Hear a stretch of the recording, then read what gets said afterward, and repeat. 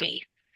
Entonces, como les decía, chicos, la parte de la competencia en cuanto a jurisdicción para conocer de las demandas de acción de pago, en este caso, la ley y la jurisprudencia le deja la opción al trabajador de hacerlo o en Managua o hacerlo en Granada, por la sencilla razón de que existe un decreto ministerial en materia también tanto de familia como tanto laboral para la parte del beneficio de pobreza y por cuestiones de gastos al cual el trabajador tenga que asumir en un proceso judicial, debe buscarle aquello que sea pues menos costoso para ellos. Entonces, al tener el domicilio en el lugar donde ejecute el trabajo, aun cuando el contrato lo haya firmado en Managua, lo dejan a elección del trabajador que lo puede hacer en Managua, que es donde suscribió el contrato, o bien lo puede hacer en Granada porque ahí es su domicilio.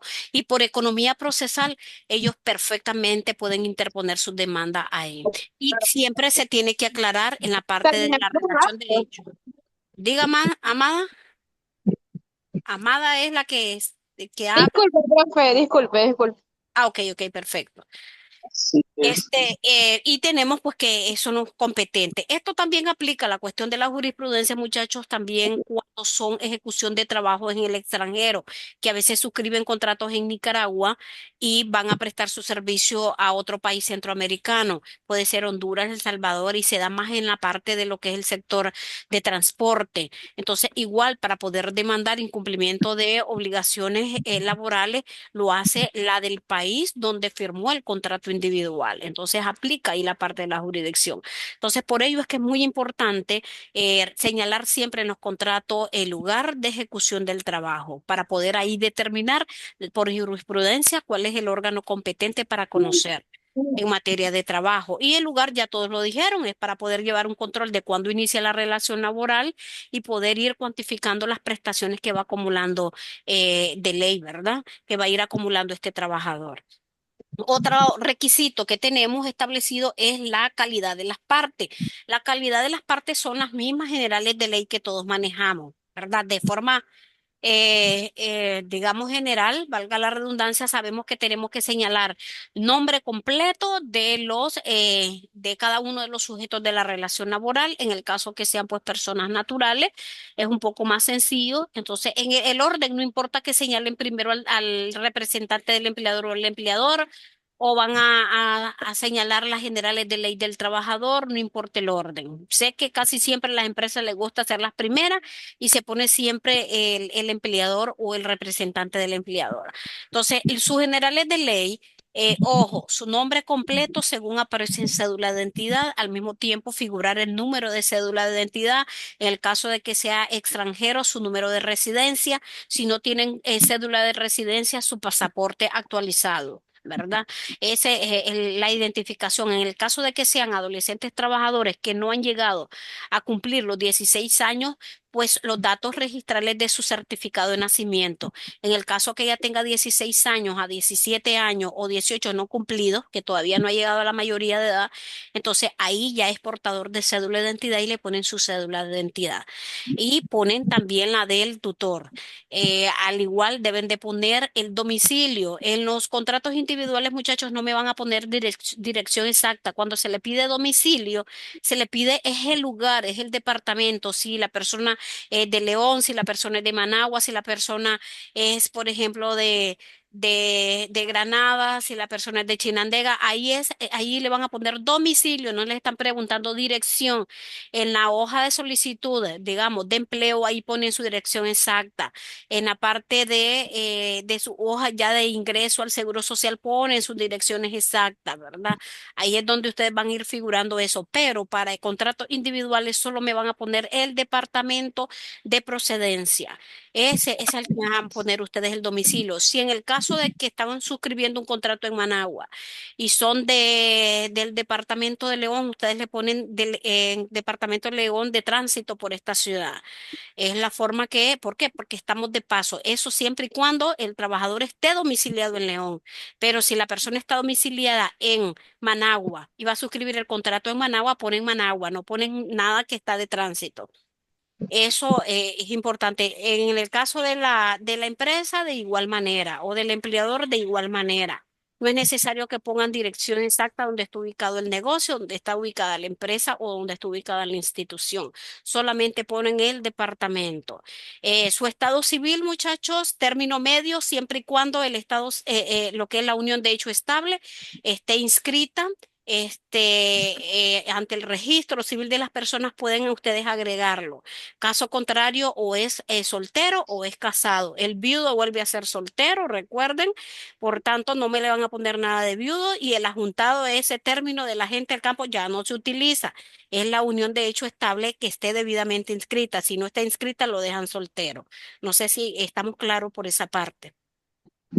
¿Sí? A ver, Sí, Diegui. profe, así es. Ok, perfecto. ¿Y qué otra identificación vamos a poner? A ver, ya pusimos nombre completo, número de cédula, domicilio, estado civil y viene el último, que es la profesión o la ocupación. En el caso de que no tenga un título académico o técnico, pues le pones la ocupación del trabajador. Entonces, esos son las generales de ley que tienen figurar en el caso de que fuese, en el caso de que fuese el caso. A ver si Aarón me pones ahí. Alguien me tiene. Alguien me tiene ahí activado el micrófono y se nos oye ese eco. Gracias. Yo creo que era el de Aarón. Johnny y Aarón, ¿eh? Johnny lo tiene Ah, activo. ok, perfecto. Entonces, ¿qué es lo que pasa en el ¿En dónde caso de trabajo la será? persona del empleador? En el caso de la persona del empleador, recuerden, como les dije, su razón social, su nombre comercial y ahí viene la persona natural que lo va a representar. En este caso, si es el gerente de recursos humanos, se ponen las generales de recursos humanos. Se le pone el domicilio en Managua, su número de cédula, pero aquí en lugar de la ocupación se le pone el cargo como tal, gerente de recursos humanos o como representante del empleador. Ahí específicamente ustedes lo señalan de esa manera. El siguiente requisito, tenemos la jornada, o bien podemos incluir la parte de la descripción de las tareas o el lugar. En este es muy importante, antes de que le hable de la jornada, cuando nosotros vamos en los contratos individuales a describir las tareas, es básicamente no me van digamos, agregar todo lo que tiene que hacer. Con que ustedes señalen unas tres funciones, la más importante propia al cargo, lo pueden incluir.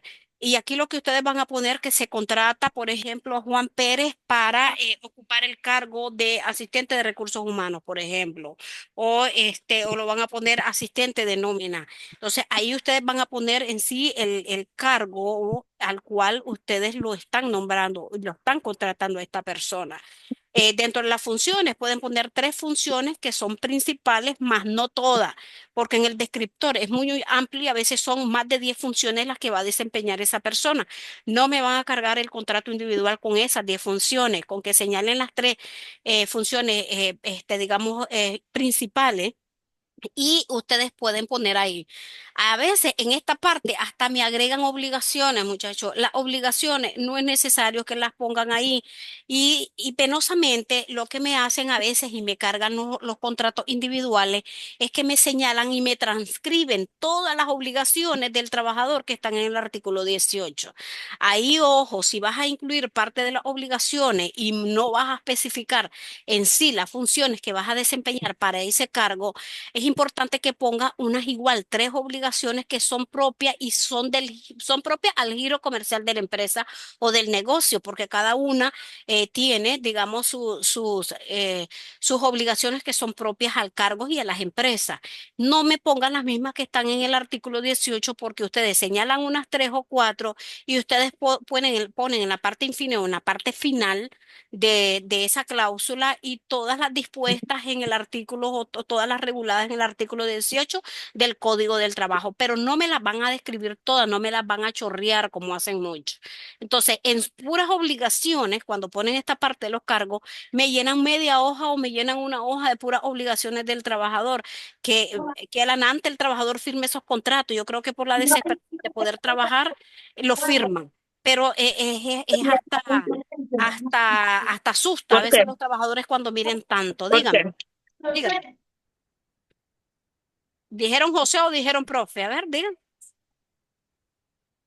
Ah, no, Exacto. no sé si Astrid que activó ahí el micrófono. Ok, ok, gracias. Ahí vamos entonces.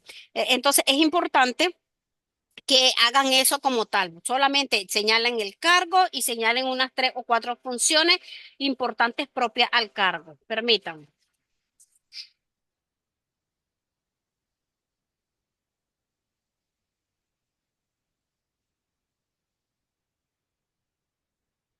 Ok, perdón, chicos.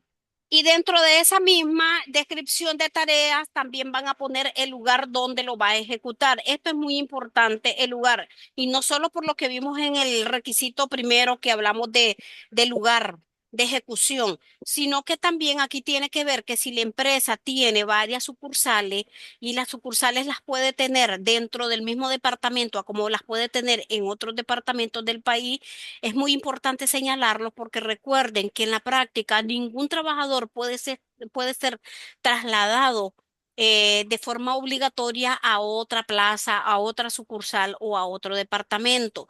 Eso estamos claros, en el artículo 38 del Código del Trabajo dispone eso. Debe de existir consentimiento del trabajador para poder aceptar el traslado para otra plaza o para otra sucursal, porque tenemos esa mala costumbre que si le ponemos que el trabajo lo va a ejecutar en la sucursal que corresponde, por ejemplo, a Managua, pero de repente dicen no hay nadie en León, vamos a trasladarlo a León, allá vas a ir a cubrir por 1 o 2 semanas y al final terminan dejando al trabajador ahí, eso genera costos para el trabajador, es algo que está violentando un acuerdo de parte que suscribiste al inicio de la relación laboral y por tanto sin el consentimiento del trabajador no lo puedes hacer.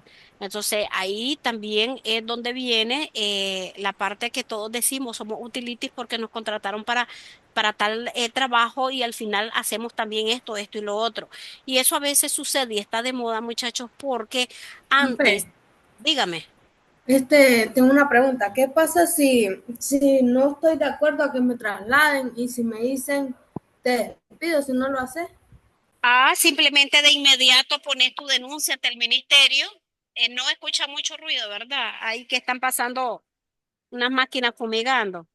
Ok, entonces lo importante es que ustedes inmediatamente pongan, si en el caso que toma represalia el empleador en contra de ustedes por su negativa de poderse trasladar a otro lugar, pues ustedes tienen la opción de ir al ministerio y poner su queja. Ustedes son trabajadores activos en el caso de que solamente se le haya aplicado alguna sanción o algún llamado de atención. En el caso que sea despido con mayor razón, ustedes van al Ministerio del Trabajo y le explican el por qué el empleador tomó la represalia y la decisión de poder rescindir del contrato individual solo por el hecho de haberte negado a poder cubrir otra plaza. Entonces, lo primero que ellos hacen es invitar a la conciliación y ahí preguntan que si tienen el contrato a mano para poder verificar la cláusula en donde específicamente dice el lugar donde vos vas a ejecutar ese trabajo, porque debe de estar ahí contenido. En el caso que diga que es Managua y a vos te iban a trasladar para León, te dice, ¿dónde está el consentimiento del trabajador de poder ir a asumir ese cargo, sea temporal o no, a León? Si no te lo presentan, ellos dicen, no, no pueden tomar represalia y ellos te instan a que te puedan a restablecer en tu mismo puesto de trabajo o dejar sin efecto el llamado de atención y retirarlo de tu expediente en el caso que lo hayan mandado a archivar en el mismo. Pero sí, generalmente son una de las pocas causas o motivos del por qué prospera un reintegro de un despido injustificado. Porque recuerden que a veces creemos, Profe, sí, profe, buenas noches. buenas Pero noches. se dan casos, profesora, de que, por ejemplo, en algunos contratos, como pues en mi caso, en mi contrato decía directamente una cláusula de parte del empleador donde decía que los servicios profesionales iban a ser en tal oficina, ubicada en tal parte de Managua. Sí. Pero en la misma cláusula decía que si pudiendo, o sea, tomándose la atribución sin siquiera tomar en cuenta la opinión del trabajador, decía pudiendo ser trasladado a otras dependencias dentro del país, si así lo requiere la empresa. Solo que pusieron respetando los derechos del trabajador conforme a la ley. Entonces, en ese caso, ¿está bien? ¿O en el mismo contrato ahí se debe de poner que si el empleado está de acuerdo o no? Exacto. Dos cosas. No sé si por qué te ponen eso es un contrato de servicios profesionales. El contrato de servicios profesionales es un contrato civil. En último caso, No, no, estamos no es de servicios profesionales, es un contrato normal, individual es de un trabajo, contrato individual. Es que me parece, exacto. exacto, es que me parece que habías dicho un contrato de servicios profesionales. No, no, no, Sí, no. ok, entonces no, si es un contrato laboral normal, muchos efectivamente, como usted dice, te establecen dentro de esa cláusula la opción de que efectivamente cualquier otra, digamos, tareas o lugar para la ejecución del mismo, siempre y cuando esté abona para el crecimiento de la empresa, y te lo van poniendo en una forma y te lo redactan de una forma bastante simuladita, bonita, y como en el cual vos te prestas por fidelidad a la empresa y que estás presta siempre a poder realizar el trabajo en otro lugar, siempre y cuando esa sea para beneficio de la empresa y el crecimiento de la misma. De esa manera, de esa forma maquilladita que te ponen en el contrato, automáticamente el trabajador está dando el consentimiento, ¿me entiendes? Está dando el consentimiento, y por eso hay que ser cuidadoso en esa última parte cuando ustedes lean los contratos, al momento de suscribirlos, y hagan preguntas: ¿por qué está esa colita en la parte final? Si yo no estoy de acuerdo, quiten esa, porque al final cada vez que tenga que trasladarme a otra sucursal u otro departamento u otro país, lo hablamos, lo negociamos, y lo voy a consentir, lo voy a hacer por escrito, no hay ningún problema, y así deslindar de responsabilidad al empleador. Pero en el contrato, desde una entrada, desde que nace la relación laboral, ahí automáticamente ya te ingresan esa parte final, en esa cláusula que automáticamente vos ya le estás dando la potestad y le estás dando tu consentimiento al empleador para que te pueda trasladar. Eso es lo ilegal, eso es lo violatorio. Y en eso el ministerio tiene la gran labor del momento de revisar los contratos individuales cuando llegan a hacer las visitas de inspección, debe revisar y mandar a cambiar esa parte, esa redacción de esas cláusulas en los contratos, porque tiene la potestad de hacerlo. Pero ya ahí la deben de tener ellos, porque desgraciadamente los trabajadores, por temor, y estamos claros de eso, no reclaman. Tal vez identificaron que eso es violatorio y que no debes de firmarlo, porque ya estás autorizando cualquier traslado, aunque no estés de acuerdo, ahí lo estás consintiendo en ese momento, pero por temor a que no te contraten, simplemente lo dejas pasar. Y ya cuando ya estás trabajando y te andan moviendo de un lugar a otro, entonces ya ahí comienza un descontento, ya te sentís mal, ya quieres reclamar, pero tenés temor, pero ya no estás, digamos, dando tu trabajo de calidad, porque ya estás predispuesta, ya estás molesta por estos movimientos que se te están haciendo y estas rotaciones. Eso te Profe, desmotiva como trabajador. Dígame. es que pasa de que se olvida de que ahí no cabe o es nula la autonomía de la voluntad, porque el trabajador piensa que como ya firmó, entonces ni modo, tiene que estar sujeto al cambio o al movimiento que la empresa quiere hacer con él, Sí. pasando por alto de que es un derecho que están violando de él, el que lo tengan en un lugar fijo, aunque él haya dado el consentimiento, no es legal. Exacto. Y aquí no cabe la parte de la autonomía de la voluntad, porque automáticamente recuerde que como tenemos la parte de la clasificación de las naturalezas jurídicas del derecho laboral, a como lo hemos visto en todas las ramas del derecho, y lo hemos ubicado y los hemos puesto, por ejemplo, en cuanto a la parte del derecho público, en la parte del derecho privado y la parte del derecho social, eso lo manejan ustedes, esas naturalezas jurídicas, ¿verdad? Entonces ya saben cuáles son aquellas ramas del derecho que vamos a ubicar como parte del derecho público, ya sabemos cuáles son aquellas materias que vamos a ubicar dentro del derecho privado. Pero dentro de la parte del derecho social, que de cierta manera van de los dos, porque se rigen por una normativa que es de derecho público, pero nada más aglutina a trabajadores que son de la parte privada, porque deben de estar a través de agrupaciones para gozar de esos beneficios. Ahí tenemos el derecho laboral, que es la parte del derecho social, que es una división que se ha hecho en los últimos tiempos, que es lo novedoso que tenemos de dividir los derechos en esas tres partes. Entonces, lo que es el derecho laboral, la seguridad social, el derecho agrario, el derecho comunitario, el derecho cooperativo, lo incorporamos ahora como parte del derecho social. Entonces, al ser la parte del derecho social, Aquí la parte de lo que es la autonomía de la voluntad está en el sentido de que vos estás dando tu consentimiento y estás de acuerdo al momento de suscribir el contrato, pero no es que vas a imponer la voluntad de uno de los sujetos para que el otro simplemente cumpla con esa obligación. No es vista desde ese punto de vista, es vista desde el punto de vista de que el consentimiento lo tenés que dar y de esta manera pues las empresas lo incorporan y buscan la forma como redactar, pero no es legal hacerlo de esa manera, pero se ha hecho muy común hoy por hoy como parte de la práctica. Entonces, Profe, una consulta. dígame. ¿Es legal cuando, por ejemplo, un trabajador se mantiene en una relación amorosa con otro trabajador, pues? ¿Es legal que el empleador siente a esas dos personas y le trate de llegar a un acuerdo para que ambas sean o una de las personas sea trasladada a otra sucursal? En eso es muy importante tomar en cuenta si existe políticas internas. Si existe un manual de políticas internas de la empresa en el cual limita. Al igual, hay unos que los están comenzando a incorporar en los reglamentos que no debería ¿verdad? Pero también lo están limitando la condicionante de que no pueden tener ningún tipo de relación afectiva entre sus compañeros de trabajo. Ahí te limitan ese derecho, pero generalmente están en el manual o políticas internas de la empresa, ahí te lo limitan. Si ahí lo limitan y lo ponen en conocimiento al trabajador desde el día uno, ¿verdad? Que inicia la relación laboral y ya sabe el trabajador que es prohibido que tenga ese tipo de relaciones, pues eso en el caso de incumplimiento se toma como una falta leve o grave o muy grave, depende de cómo lo redacten y cómo lo incorporen en el caso de particular de los reglamentos internos.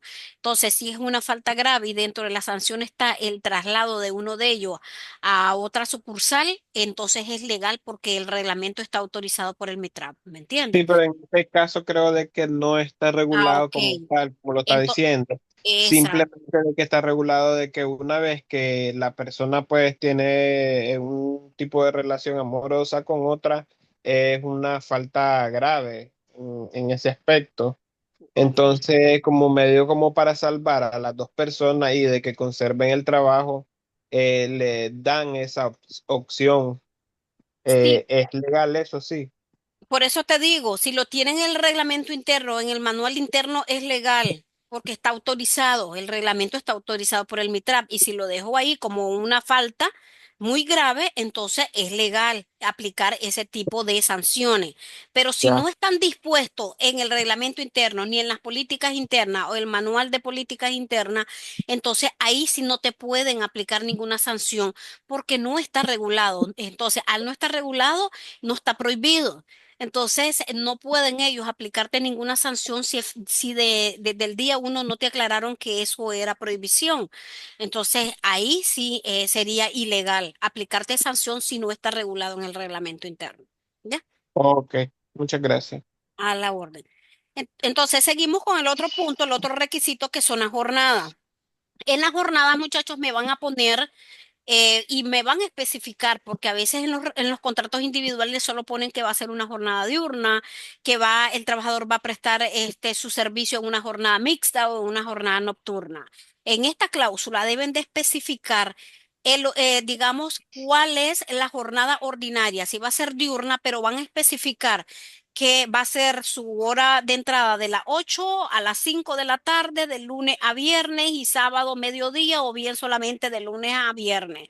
O sea que ahí tienen que especificar porque de esa manera también el ministerio al momento de revisar los contratos y después verificar con el control de entradas y salidas, cualquiera que sea el sistema de control que tenga establecida la empresa, verifica que no está excediendo al límite establecido en el artículo 51 del código para cualquiera de los tres tipos de horarios que tenga establecido esta jornada diurna o esta jornada nocturna o esta jornada mixta son como jornadas ordinarias de trabajo.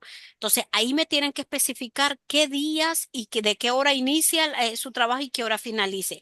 Algunas, no todas empresas establecen dentro de esta cláusula el periodo de descanso. Recuerden que el periodo de descanso que la ley manda son de 30 minutos. Así lo establece el artículo 55 del Código del Trabajo. Esos 30 minutos normalmente que lo regula la ley como descanso, esos son normalmente son sus horas de almuerzo. Generalmente en zona franca siempre son los 30 minutos establecidos y esos 30 minutos son de efectivo trabajo, se computa como de efectivo trabajo. Donde ellos violentan la ley, al permitir que el trabajador salga de la empresa, cierran operaciones, marcan su hora de entrada de almuerzo y marcan su hora de salida, perdón, y su hora de entrada, y automáticamente ese periodo corto de que se le hace menos de 30 minutos, porque entre lo que estás haciendo fila te están requisando para salir, para verificarte que no llevas nada, no estás sacando nada de la empresa, ya se te llevan varios minutos y el tiempo mínimo que tenés para poder comer y volver a ingresar y marcar nuevamente el reloj dentro de los 30 minutos. Entonces, ahí ellos sí violentan esa parte porque no deberían los trabajadores de marcar horas de entrada y salida de tu descanso, porque esos 30 minutos se computa de efectivo trabajo. ¿Cuándo cambia esto? Y varía de cuál es la política que tiene establecida las empresas. Cuando te conceden hasta una hora para tu hora de descanso o tu hora de almuerzo. Entonces, el beneficio que habla el 55 es superior en cuanto al tiempo. Pero ¿dónde viene la diferencia? Que si el empleador te dice de que tenés una hora de almuerzo, pero no podés salir de la empresa y te vas a turnar con tus compañeros de trabajo para no descuidar el espacio o la oficina y te toca de las 12 a la 1, el otro de la 1 a las 2, así sucesivamente, pero no podés salir para nada dentro de la empresa, ese tiempo, aunque sea de una hora, también se te tiene que computar como de efectivo trabajo. Y ahí tienes que contar de corrido la hora que ingresas a trabajar y la hora que salís para ver si no hay excedente de tiempo de jornada y saber si estás acumulando o no estás acumulando hora extra. Ahora bien, en la práctica, y así está en la jurisprudencia, y así lo han determinado hasta por hoy, los jueces y magistrados de la sala laboral, es que si te dan una hora para tu descanso, que es el tiempo, un tiempo superior a lo que establece el 51, pero la empresa te da la flexibilidad de que usted puede salir a comer fuera, o sea, que usted puede salir dentro de su hora de descanso, se va a su casa si vive cerca, se va al restaurante que queda en la esquina, se va al parque que queda a la cuadra, o se va a donde usted le da la gana, pero ellos no te someten a que debes de estar dentro de la empresa. No está esa subordinación en cuanto a la permanencia de ese tiempo dentro de la empresa. Cuando hay esa flexibilidad, ese tiempo ya no se computa como de efectivo trabajo. Entonces, hay una interrupción del conteo de tu jornada. Entonces no entra dentro de las 8 horas en el caso que si es diurna la jornada, no te la incluyen. Ya, y el ejemplo estamos ahí, el mismo ministerio, antes tenía una jornada de medio tiempo, salía a la 1, pero de un tiempo para acá, se normalizó hasta las 5 de la tarde. Cuando ese horario lo implementaron a las 5 de la tarde, cierran la asistencia a los usuarios de 12 a 1. Por tanto, en ese tiempo, los trabajadores o los empleados públicos pueden salir fuera a comer. Ya tienen esa flexibilidad hasta donde sea de poder. Entonces, ese tiempo no lo computa como de efectivo trabajo y ellos complementan sus 8 horas. Si ustedes cuentan de las 8 a las 12 y de la 1 a las 5 de la tarde, tienen sus 8 horas. Entonces, así aplican también para las empresas privadas. Entonces, en esa parte de la cláusula del contrato, tienen que especificar de qué hora de entrada, hora de salida, hora del descanso y los días que va a trabajar a la semana. Eso es muy importante que ustedes lo señalen.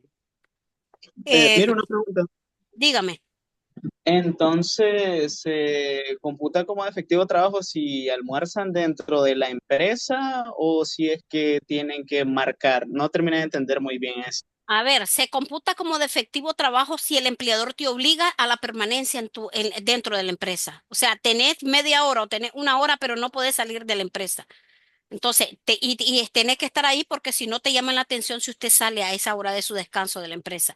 Si es obligado la permanencia en la empresa, se te computa como de efectivo trabajo.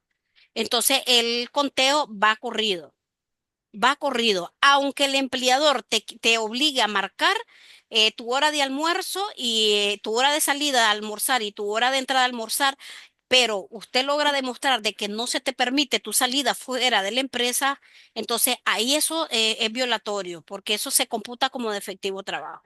Pero si ellos te dan la flexibilidad de que vos podés salir a la hora de tu almuerzo, podés hacer mandados, incluso hay quienes aprovechan su hora de almuerzo y muchos me han llegado cuando estamos en el proceso de inscripción que vine a mi hora de almuerzo, porque ellos pueden salir, tienen esa flexibilidad. Entonces ese tiempo no se te computa como de efectivo trabajo. ¿Ya? Ok, sí, ya entendí. Un Bueno, Muchas punto gracias. importante, profesora. dígame. Por ejemplo, para esos sectores económicos de la empresa, de que no le computa como dentro de la jornada laboral en caso de un accidente, el ministerio no lo califica como un accidente laboral. Exacto. Y correcto. Y en relación al otro ejemplo que usted puso, que el empleador te dispone de estar dentro de la empresa y que almuerce, ahí sí se computa como un accidente laboral. Exacto. Entonces hay esa diferencia, porque a veces los empleadores no actúan de manera correcta y reportan los accidentes comunes de la jornada laboral como accidente laboral. Y en un proceso investigativo, el INS hasta los multan. Exacto.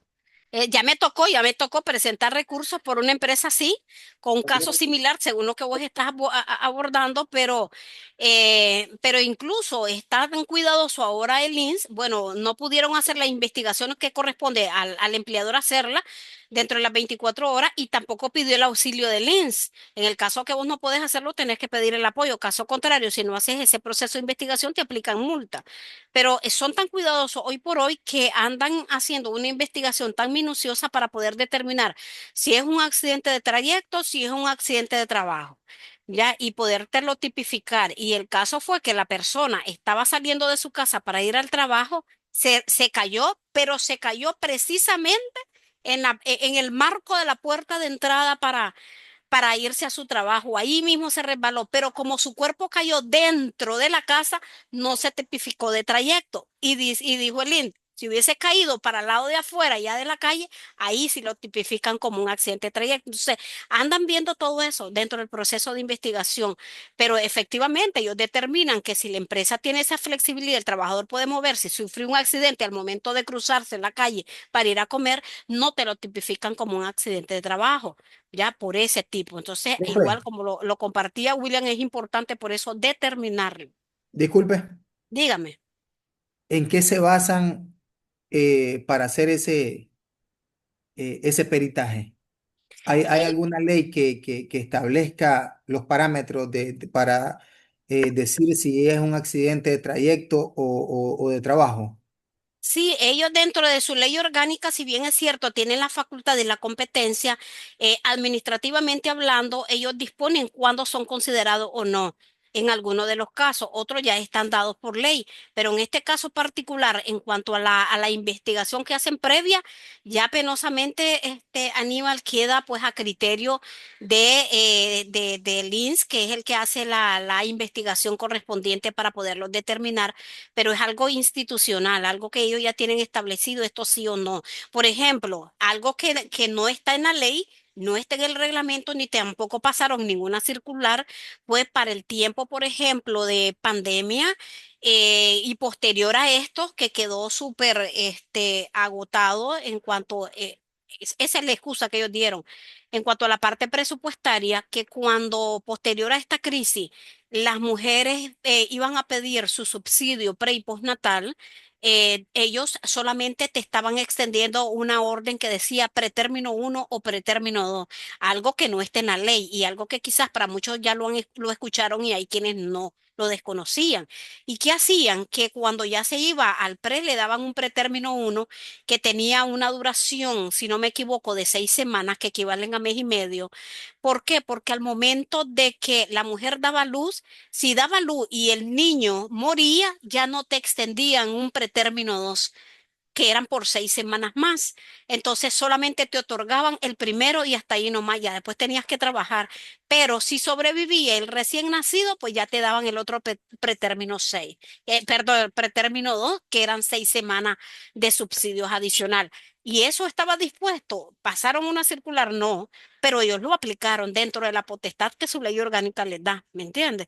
Entonces ellos hacen ese tipo de disposiciones o políticas que ellos implementan en aras de cumplir con lo que está dispuesto en la ley y ese solamente es el fundamento que ellos dan.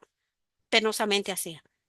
Eh, Otra pregunta, con respecto al seguro facultativo, con respecto a las embarazadas, el INSS debería indemnizar cuando se Es, trata de facultativo. ¿Tiene conocimiento de eso? es que depende del tipo de facultativo. A ver, el régimen facultativo es uno solo, pero te dan dos planes en la cual vos vas a suscribir. Y ahí me ayuda William porque William es el que maneja, si no me equivoco, la parte ahí de higiene y seguridad, debes de manejar esto. Entonces entiendo que son dos categorías las que te ofrecen o planes en cuanto al facultativo. Uno que va, creo yo, hasta 1.500, 1.600, que en ese facultativo solamente te sirve, vos vas pagando tu facultativo, pero te sirve solo para ir acumulando semanas de cotización para el momento de tu retiro, solamente para eso.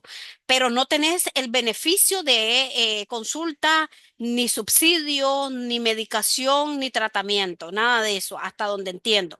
Ya cuando vos tomás el otro régimen o el otro programa que ya vos pagás como casi 3.000 Córdoba, un poquito, son como 2.600 hoy por hoy, ahí sí, ahí vos vas acumulando semanas cotizando y al mismo tiempo recibís tu asistencia médica cuando lo requerís, tratamiento y todo lo que cubre, pues la parte como el sistema integral completo. Entonces depende de la categoría que vos vas a optar al momento que vas a suscribir con el Seguro Social tu plan, tu tipo de ingreso, ¿verdad? Como régimen facultativo. Entonces eso te hace la diferencia. ¿Ya? Entonces, si estás bajo ese régimen, si tomó el segundo y tiene derecho a las consultas, la asistencia y demás, y esté embarazada, va a gozar de los beneficios como cualquiera que esté pagando el régimen obligatorio del integral. Pero si te vas con el primero y que estás pagando nada más lo mínimo, que son como 1.500 y tanto, casi 1.600, simplemente no podés no recibir los beneficios, solamente es para ir acumulando semanas de cotización. De ahí tendrías que pagarlo como en la parte privada o te vas al público, desgraciadamente. Ok. Bueno, entonces el siguiente requisito que tenemos en el artículo 20 es el ámbito temporal. Cuando nos referimos al ámbito temporal, nos estamos refiriendo al tipo de contrato que se está suscribiendo. Si va a ser un contrato determinado o un contrato indeterminado. Entonces, ahí hay que especificarlo porque recuerden que en el contrato, si es determinado, tienen que ponerle la fecha que inicia la relación laboral y la fecha que termina la relación laboral. Ojo, sí, cuando me vayan a cuantificar los tiempos, porque a veces cuando me lo suscriben, por ejemplo, para 6 meses y dicen, lo suscribimos el 1 de junio y lo terminamos, qué sé yo, el 30 de diciembre. O a veces lo hacen de fecha a fecha. ¿Qué quiere decir? Que comienzan un día 20 y lo terminan, por ejemplo, lo están suscribiendo el 20 de enero y, por ejemplo, va a tener una duración de 3 meses, entonces finaliza, le van a poner, qué sé yo, el 20 sería en abril. Entonces lo ponen de 20 a 20. Casi siempre recuerden de que ahí el contrato lo están haciendo no para 90 días, sino prácticamente son para, para 91 días. Entonces es importante ver ustedes la fecha, cómo la van a figurar. Recuerden que si es un contrato de tiempo indefinido, el contrato de tiempo indefinido